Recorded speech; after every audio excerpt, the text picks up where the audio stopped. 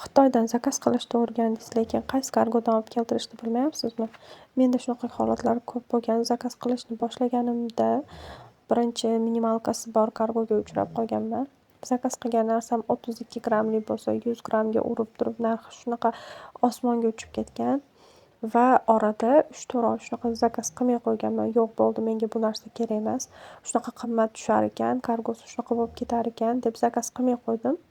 Va yaqinda bitta kargoni ko'rib qoldim-da, keyin yana zakaz qilishni boshladim. Bu yerda minimalka yo'q ekan. Misol uchun 32 grammli narsangiz qancha summa bo'lsa, даже hattoki 1000 so'mli narsa keladigan bo'lsa ham hammasini olib kelishar ekan.